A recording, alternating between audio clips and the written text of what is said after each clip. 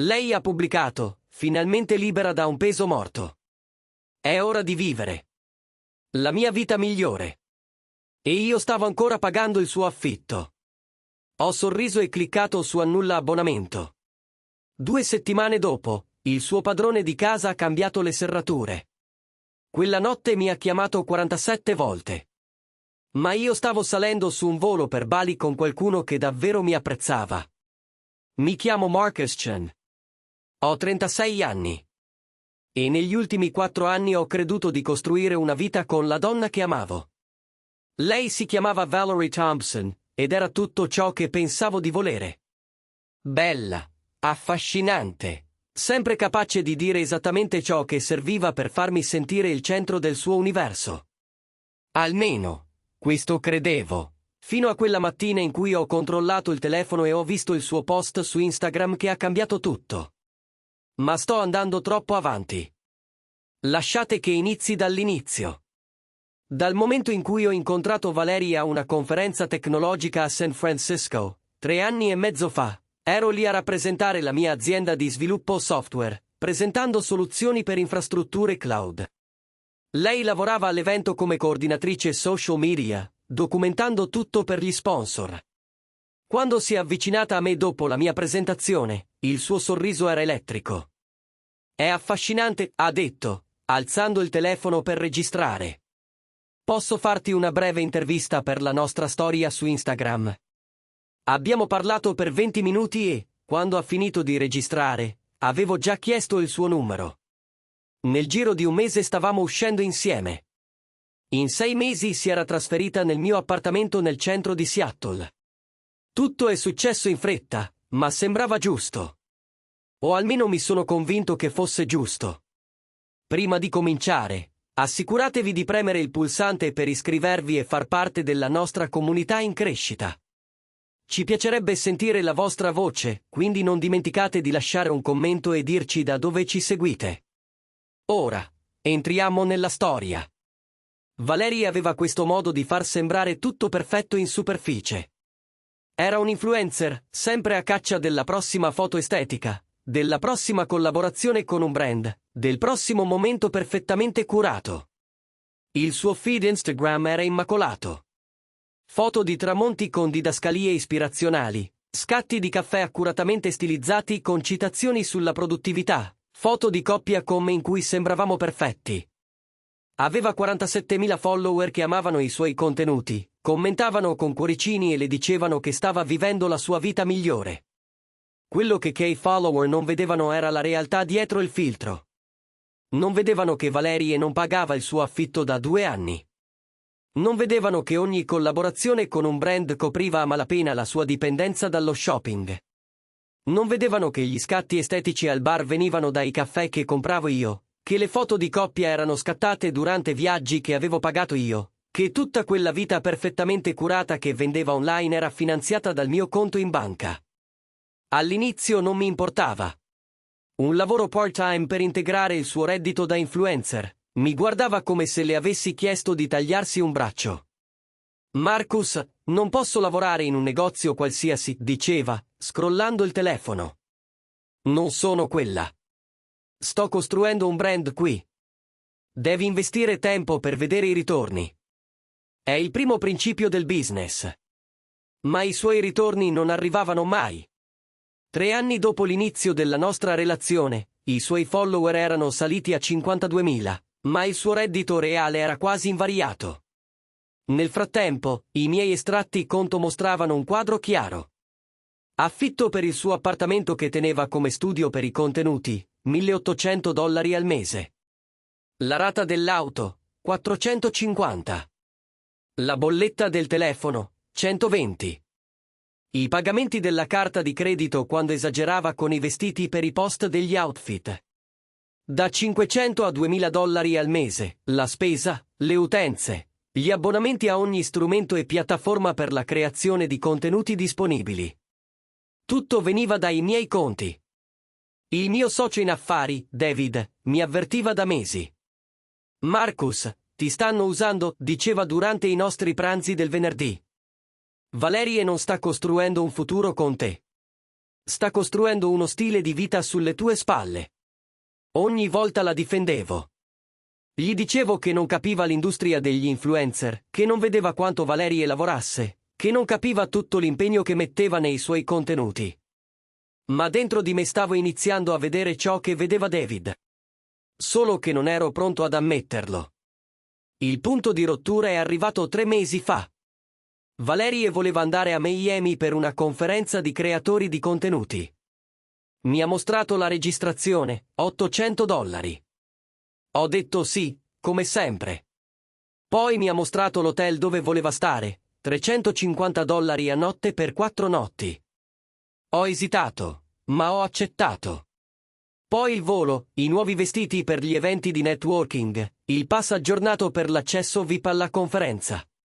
Quando ho detto sì a tutto, avevo impegnato quasi $4.000 per il suo viaggio. Sei il migliore, amore, ha detto, baciandomi sulla guancia mentre prenotava i voli con la mia carta di credito. Questa conferenza cambierà tutto per la mia carriera. Lo sento. L'ho guardarla fare la valigia, vedere il suo entusiasmo, e ho provato solo vuoto. Quando è cominciato a sembrarmi che sostenere i suoi sogni fosse in realtà finanziare la sua fuga dalla realtà. 2 giorni prima del volo, abbiamo cenato a casa. Avevo preparato la pasta, il suo piatto preferito, e mangiavamo davanti alla TV come sempre. Lei era sul telefono, naturalmente, scrollando Instagram e ogni tanto mostrandomi post di altri influencer. Guarda questa, ha detto, mostrandomi la foto di una donna a Santorini. Questo è ciò che mi serve. Contenuti di viaggio veri. Miami è bello, ma l'Europa è dove avviene la crescita seria. Dovremmo pianificare un viaggio in Grecia quest'estate. Noi, diceva, ma intendeva che dovevo essere io a pianificare e pagare il viaggio in Grecia. Valerie, ho detto con cautela, posando la forchetta. Non pensi che dovremmo parlare di finanze, di budget veri e pianificazione? Ha alzato lo sguardo dal telefono, e la sua espressione era già difensiva. Di cosa? Beh, ultimamente sto coprendo molte spese. Il tuo affitto, la tua macchina, ora questo viaggio a Miami. Non dico che mi dispiaccia aiutarti, ma forse dovremmo discutere di come gestiamo i soldi come coppia. Ha stretto gli occhi. Gestire i soldi come coppia? Marcus, guadagni tipo 6 cifre. Davvero vuoi contare ogni centesimo su qualche migliaio? Qualche migliaio? Era così che lo vedeva lei. Non le decine di migliaia che avevo speso negli ultimi 2 anni, ma qualche migliaio che non avrebbe dovuto contare perché potevo permettermelo. Non è una questione di soldi, ho detto, anche se entrambi sapevamo che almeno in parte lo era. È una questione di partnership, di entrambi che contribuiamo alla nostra vita insieme. Valerie ha posato il telefono con lentezza deliberata. Io contribuisco, Marcus. Creo contenuti che un giorno potrebbero valere. Sto costruendo qualcosa. Solo perché tu non vedi il valore non significa che non sia lavoro vero. Non ho mai detto che non fosse lavoro vero. Sto solo suggerendo che forse potresti anche portare un reddito garantito mentre costruisci il tuo brand. Molti influencer hanno un lavoro diurno finché non possono fare contenuti a tempo pieno. Lo sguardo che mi ha lanciato avrebbe potuto congelare il fuoco. Vuoi che prenda un lavoro diurno? Vuoi che sprechi 40 ore a settimana in qualche ufficio così ho meno tempo per i contenuti, meno energia per costruire il mio seguito, meno opportunità di partecipare a eventi e fare networking? È questo che vuoi? Voglio che siamo partner, ho detto piano. Partner veri, che contribuiscono entrambi alla nostra vita insieme. Si è alzata, ha preso il telefono e si è diretta verso la camera da letto. Devo finire di preparare la valigia per Miami. Questa conversazione è ridicola. Sono rimasto seduto da solo a tavola, guardando la nostra pasta mezza mangiata, e ho capito che qualcosa di fondamentale era cambiato. Non sapevo se Valerie mi avesse mai amato o se amasse solo ciò che potevo darle. Il viaggio a Miami è avvenuto senza ulteriori discussioni sulle finanze. Valerie è partita un giovedì mattina, e io l'ho accompagnata all'aeroporto. Mi ha dato un bacio d'addio con la stessa affettuosità casuale che riserverebbe a un autista Uber gentile.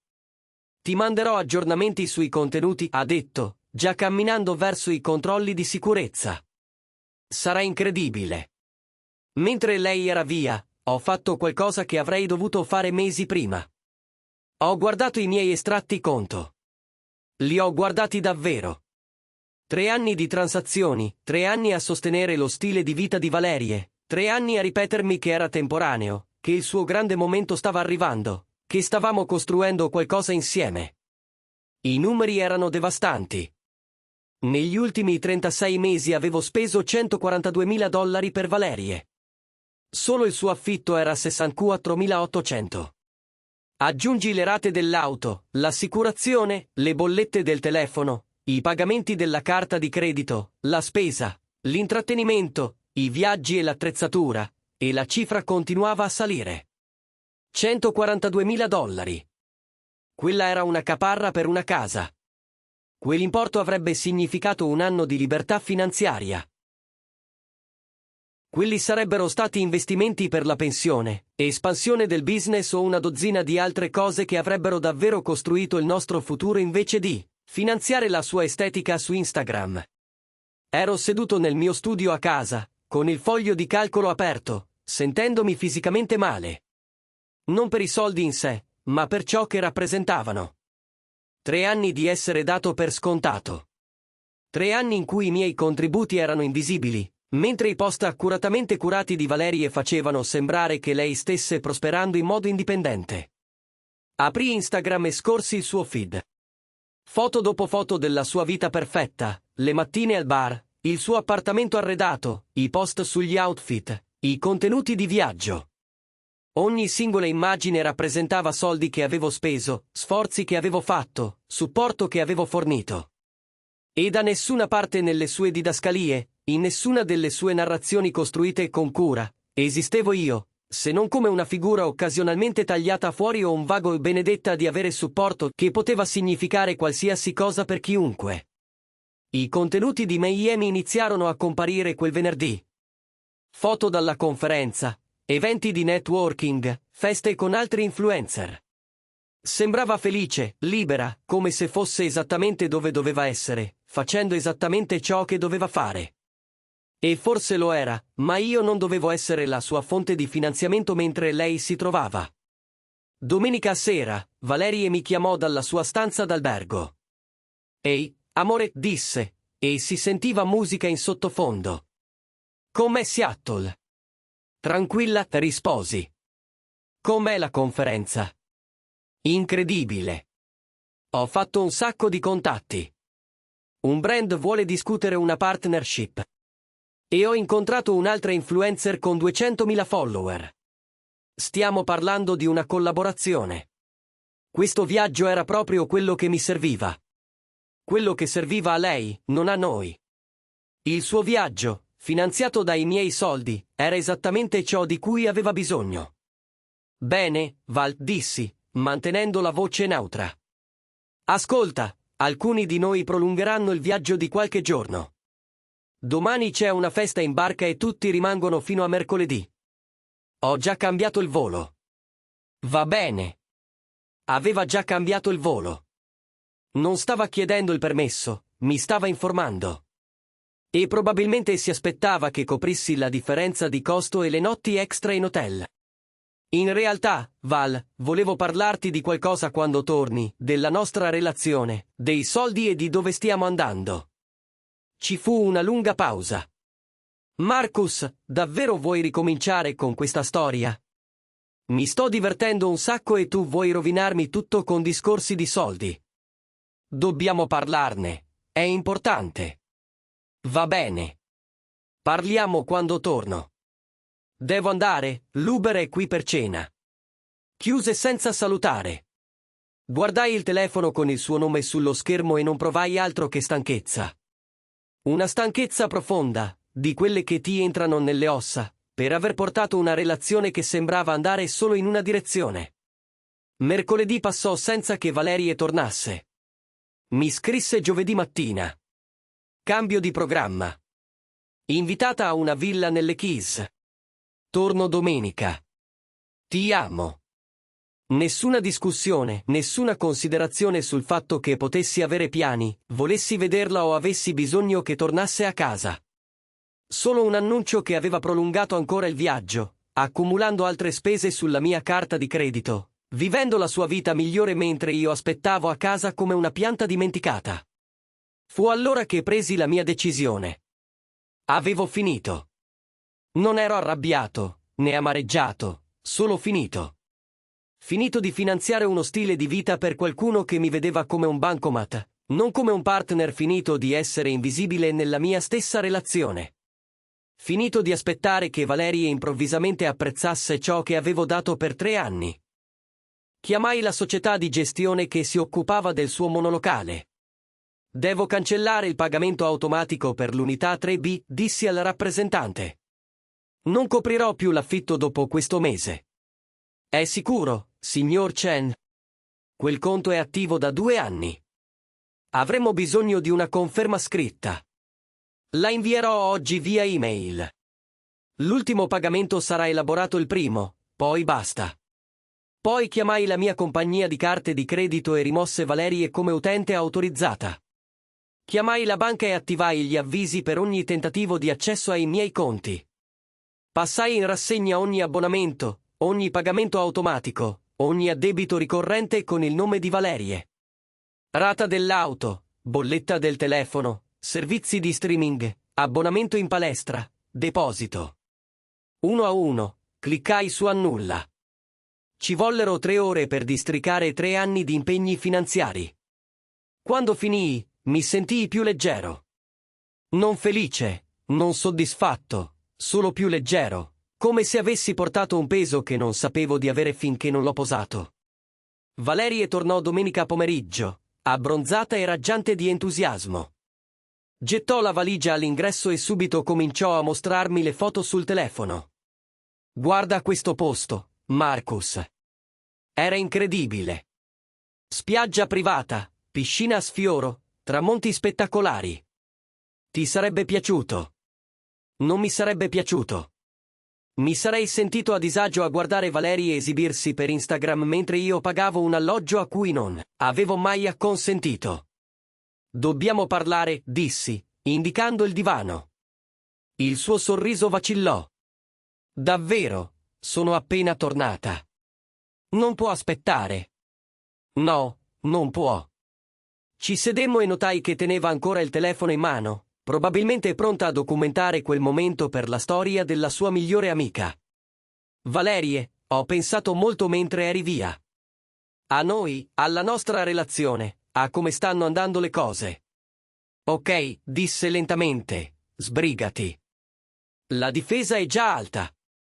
Non credo che funzioni più. Credo che vogliamo cose diverse, e credo che siamo stati in relazioni diverse da un po'. Mi fissò. Stai per lasciarmi. Sto dicendo che dobbiamo riconoscere che quello che abbiamo non è una partnership. Sono io a sostenere il tuo stile di vita mentre tu vivi come se fossi single e di successo. La sua espressione passò dallo shock alla rabbia in pochi secondi. Non è giusto, Marcus. Lavoro duro sui miei contenuti. Solo perché tu non capisci il marketing degli influencer non significa che io non contribuisca. Contribuisci a cosa, esattamente? Perché ho passato in rassegna i miei estratti conto mentre tu ti godevi Miami e le Keys. Sai quanto ho speso per sostenerti negli ultimi 3 anni? Non voglio sentire. $142.000, Valerie. Ecco cos'è per te una partnership. Io che pago tutto mentre tu fingi di essere indipendente. Si alzò, il volto arrossato. Davvero vuoi tirarmi in faccia i numeri? È basso, Marcus. Davvero basso. Basso è approfittare di qualcuno per 3 anni senza mai riconoscerlo. Basso è trattarmi come se fossi il tuo sponsor, non il tuo partner. Non ti ho mai chiesto di pagare tutto, tu hai offerto.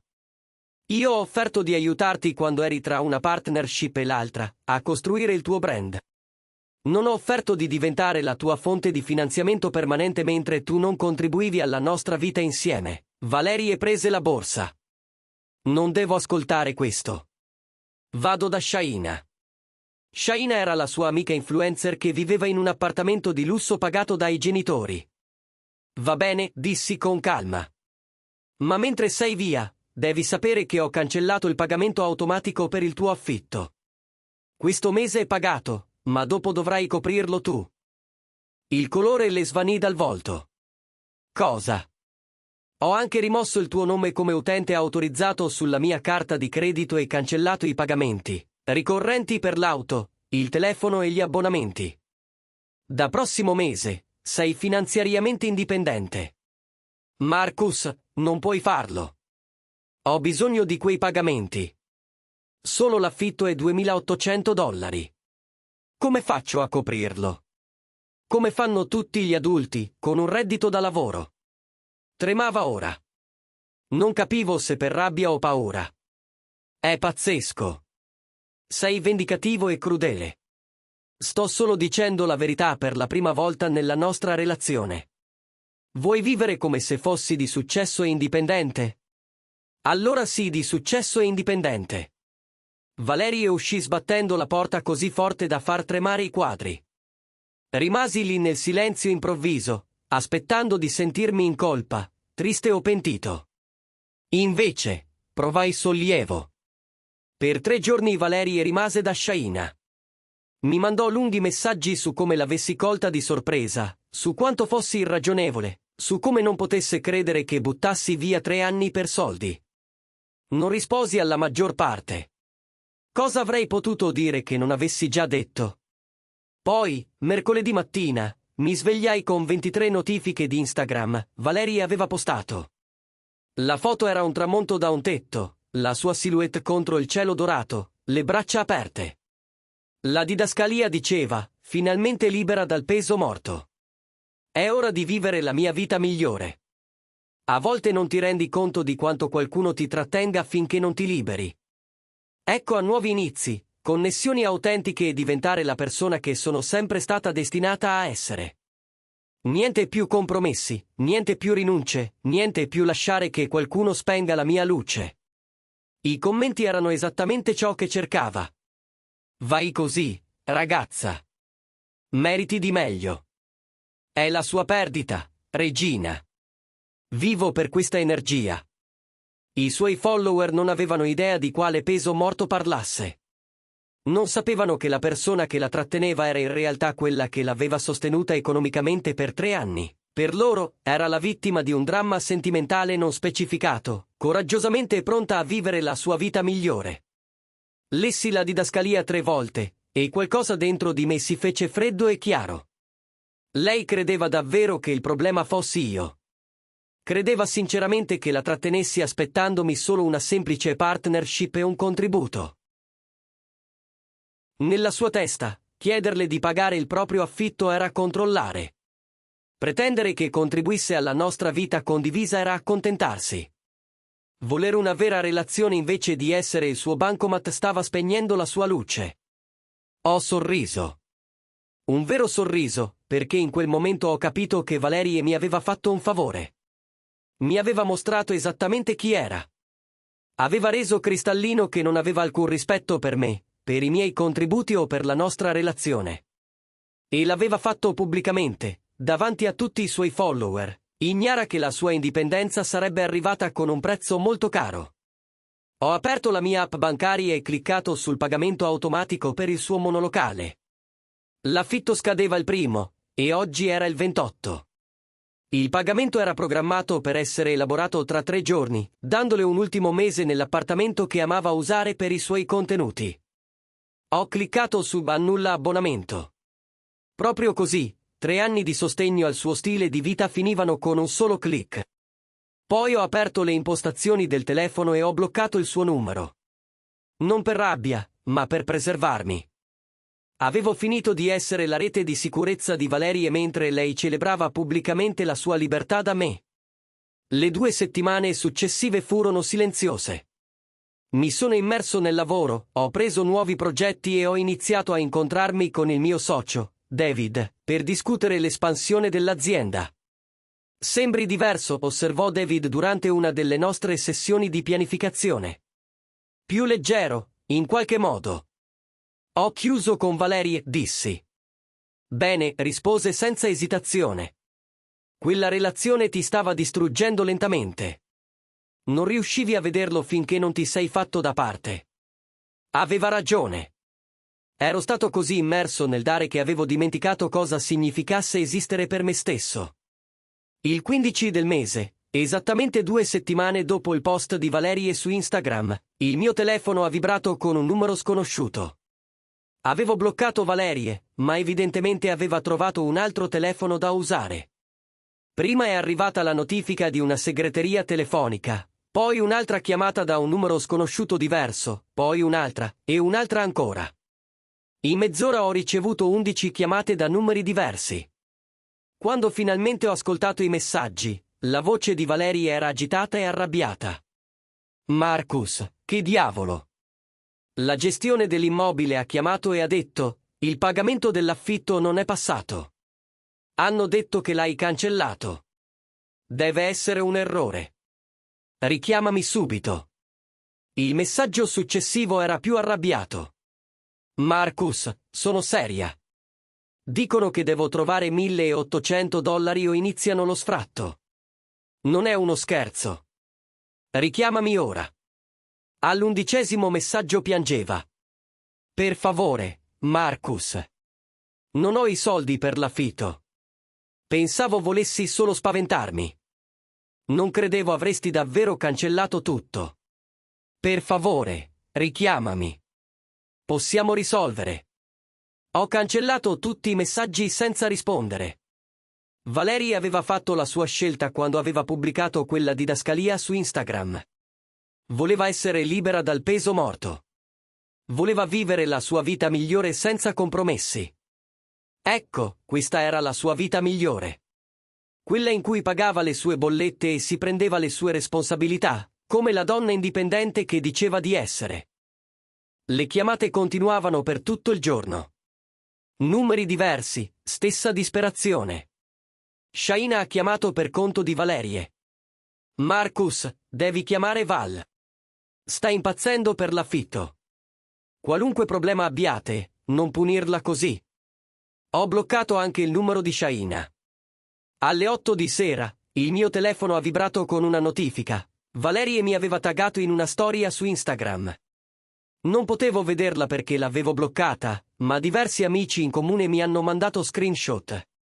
Alcune persone farebbero davvero di tutto per ferirti quando le superi, pregando di avere la forza per superare energie vendicative. I commenti erano prevedibilmente a suo favore. Nessuno chiedeva il contesto. Nessuno si domandava se ci fosse un'altra versione della storia. Vedevano solo una donna bella in crisi e assumevano che la persona non nominata che la causava fosse il cattivo. Ho capito allora che Valerie non avrebbe mai preso responsabilità per nulla. Si era posizionata così bene come vittima che persino lo sfratto sembrava qualcosa che le veniva fatto, non la conseguenza naturale delle sue scelte. Ho preso una decisione. Non stavo solo andando avanti da Valerie. Stavo andando verso qualcosa di meglio. La mattina dopo ho chiamato un agente immobiliare e ho iniziato a cercare proprietà per vacanze a Bali. Pensavo di prendermi un anno sabbatico per la mia azienda, lasciando a David la gestione per qualche mese mentre io mi rigeneravo. Bali, chiese il mio agente.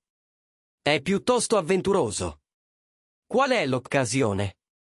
Nuovo capitolo, risposi. È ora di investire in esperienze che davvero valgono, invece di finanziare le illusioni di qualcun altro.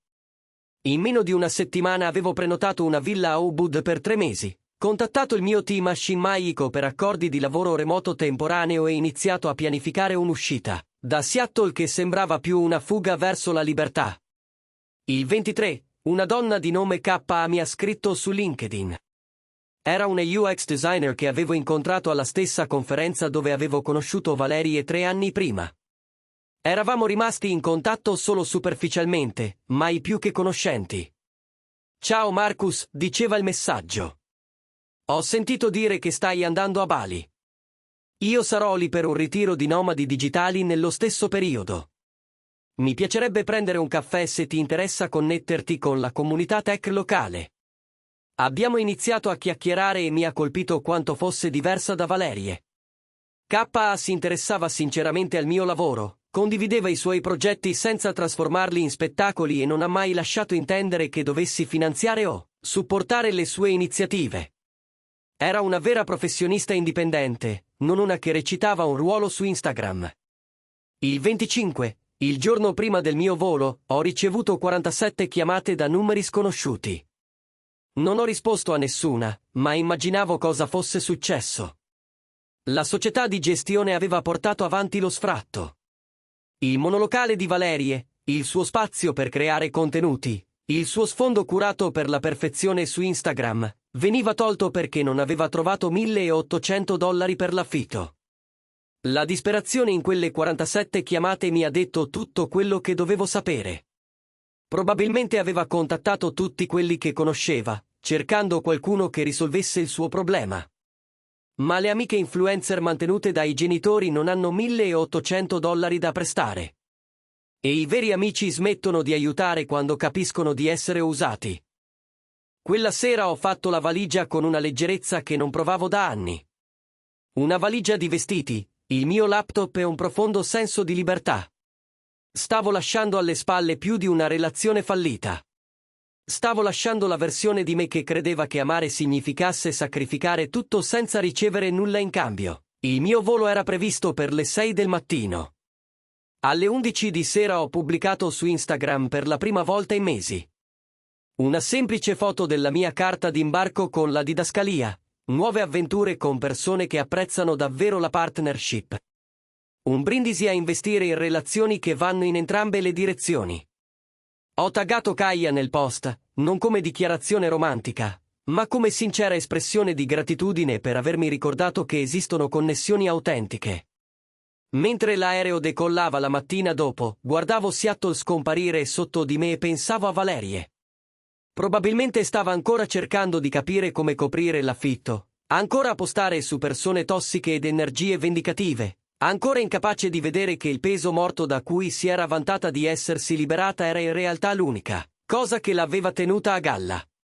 Bali era tutto ciò di cui avevo bisogno. La villa era perfetta. L'equilibrio tra lavoro e vita era rigenerante. E Kaya si è rivelata una compagnia eccezionale. Siamo partiti come colleghi da caffetteria, siamo diventati amici veri e infine qualcosa di più. Non perché io finanziassi i suoi sogni o supportassi il suo stile di vita, ma perché eravamo due persone indipendenti che sceglievano di arricchire la vita l'una dell'altra invece di prosciugarla. 3 mesi dopo il mio soggiorno a Bali, ho ricevuto un messaggio da David.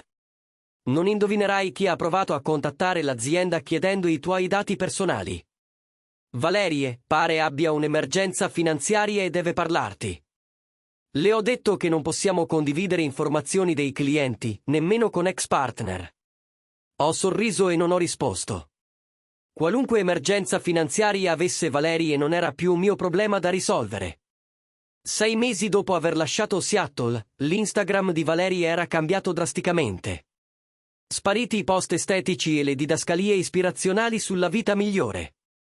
Al loro posto, post sponsorizzati per prodotti discutibili, storie strappalacrime di creatori in difficoltà e infine un link a una raccolta fondi su GoFundMe per l'affitto, con una storia tragica di difficoltà finanziarie impreviste. I suoi follower erano scesi a 31.000. A quanto pare, la gente perde interesse quando l'estetica scompare e la realtà emerge.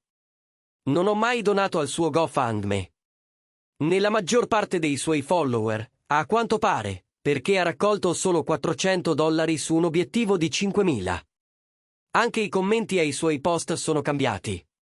Al posto del sostegno cieco, la gente ha iniziato a mettere in dubbio la sua storia, a chiedersi perché non avesse risparmi o supporto familiare, a domandarsi come mai una persona che aveva vissuto una vita così invidiabile improvvisamente non riuscisse a pagare l'affitto. Una commentatrice ha scritto: "Ragazza, forse è ora di trovare un lavoro vero invece di aspettarti che gli sconosciuti finanzino il tuo stile di vita." Ha cancellato quel commento, ma la domanda è rimasta sospesa. Non mi sono sentito giustificato dalle sue difficoltà. Mi sono solo sentito distante da esse. I suoi problemi non erano più i miei. Le sue scelte non erano più una mia responsabilità. Lei voleva libertà dal peso morto. E io gliel'ho data esattamente.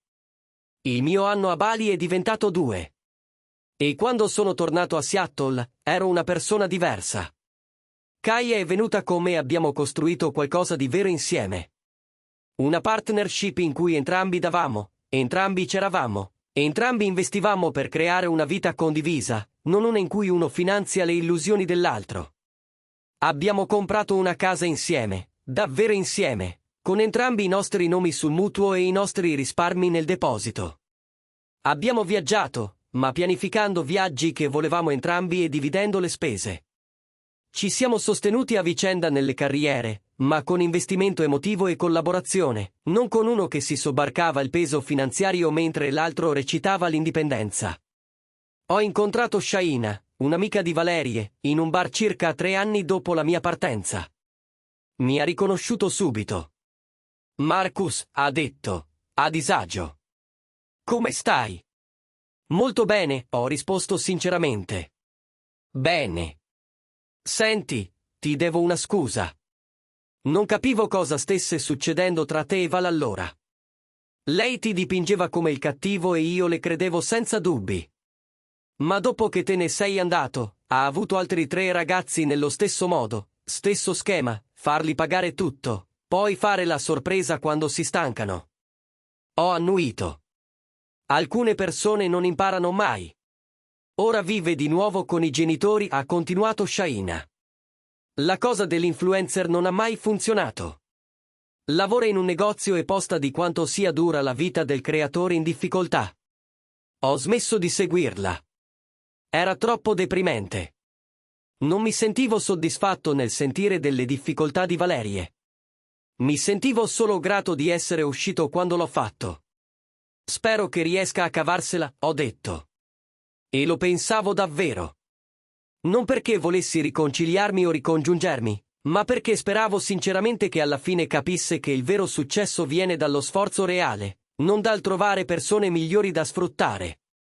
Guardando indietro, vedo esattamente dove ho sbagliato. Ho confuso la generosità con l'amore, il sostegno con la partnership, il permettere con il prendersi cura.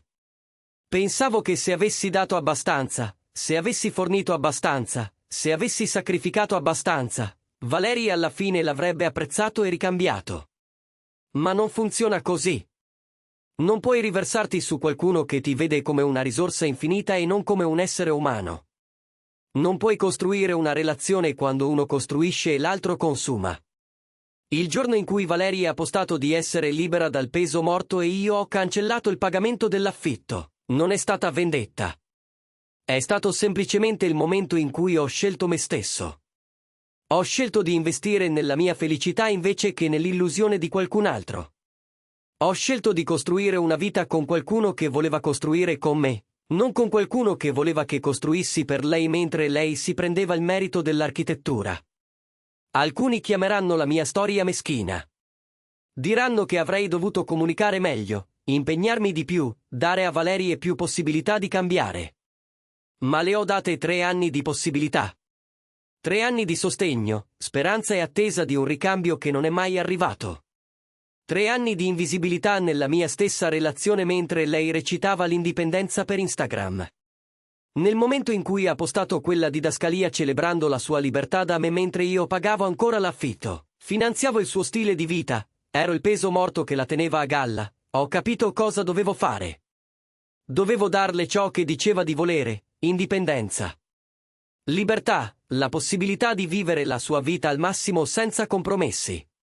E quando ha capito che vivere la sua vita al massimo significava pagarla da sola, quando il padrone di casa ha cambiato le serrature e il suo mondo accuratamente costruito è crollato, io ero già su un aereo per Bali con qualcuno che capiva cosa significa davvero partnership.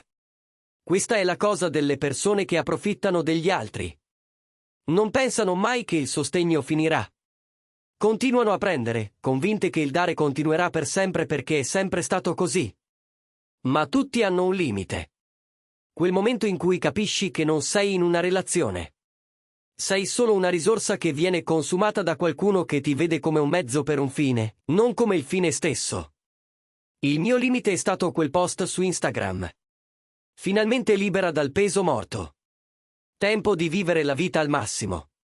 Mentre io pagavo l'affitto, finanziavo il suo stile di vita e venivo trattato come il problema invece che la soluzione. Così ho cliccato sul cancella abbonamento, non per rabbia, non per vendetta, ma per semplice consapevolezza che meritavo di meglio che essere la rete di sicurezza finanziaria di qualcuno mentre lei celebrava pubblicamente la libertà da me. 2 settimane dopo, il padrone di casa ha cambiato le serrature.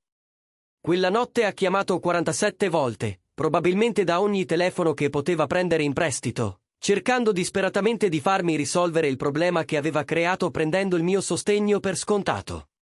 Ma io non ero lì per rispondere.